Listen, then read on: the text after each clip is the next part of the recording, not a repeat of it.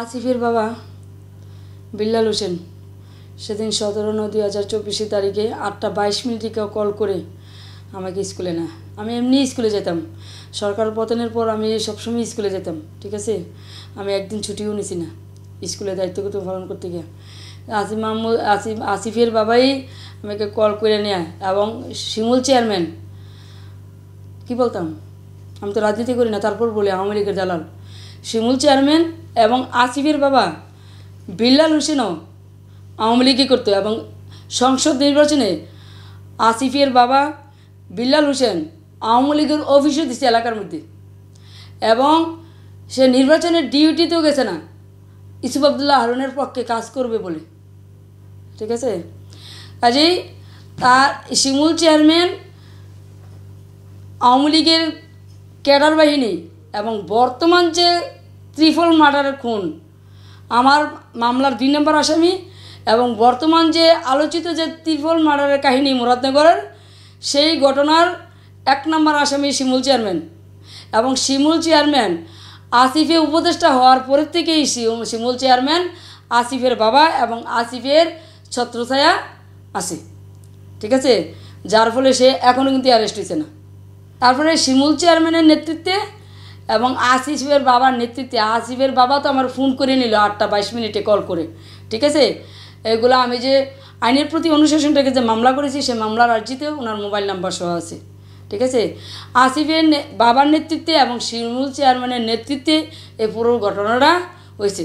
শিমুল chairman যদি নেতৃত্ব না দিত, আসিফের বাবা যদি নেতৃত্ব না দিত, তাহলে এত বড় ঘটনা কোনোদিনই ঘটতো না।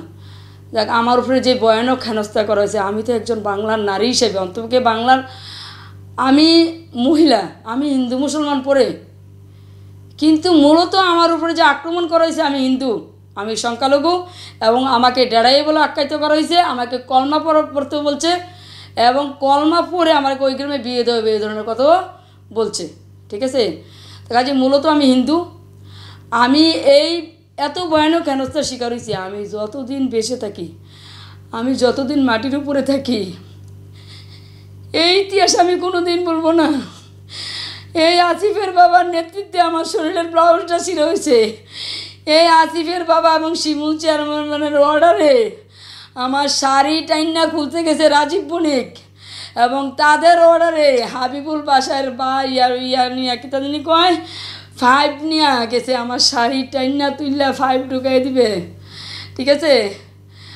আর আমি আসলে মূলত এখন আমি অসুস্থ, আমার নার্ভগুলো থেতলে গেছে। এরা এত ভয়ানক হেনস্থা করছে, আমার চেয়ার থেকে ফেলাই দিছে, তারপরে আমাকে ফায়ার নিতে মুড়াইছে, আমাকে মারধর করছে, আমার নার্ভগুলো থেতলে গেছে, আমার বাম অংশ এখনও ব্যথা। আমি আজকেও মানে ডাক্তারের শরণাপন্ন। আমি কুমিল্লা অনেক চিকিৎসা করছি, এমআরআই করেছি, অনেক টাকা গেছে আমার। আমি সাধারণ শিক্ষক, এবং আসিফের বাবা এই শিমুল বিল্লালের নেতৃত্বে সে আমার সরকারি বেতনটা, তার যতদিন ওনার হাতে ছিল এতদিন পর্যন্ত সে আমার বেতনটা, সরকারি বেতনটা করে নাই, ঠিক আছে। সরকার প্রজ্ঞাপন জারি করার পরও যে কোনো হেনস্থা করে কারোর চাকরি মানে খাওয়া যাবে না, কোনো শিক্ষকদের এটা গৃহীত হবে না, তারপরও কেন শিমুল বিল্লালের নেতৃত্বে আসিফের বাবা বিল্লাল এগুলো জানার পরে, প্রজ্ঞাপন জারি হওয়ার পরেও কেন সে আমাকে পদত্যাগপত্র গৃহীত করতে এলো, স্বাক্ষর নিতে এলো। তারা নিজেরা হাতে হাতে পদত্যাগপত্র বানায় আনছে কম্পিউটার দেওয়া, ঠিক আছে। এগুলো সম্পূর্ণ তাদের পরিকল্পনা। আর মূলত আমি হিন্দু।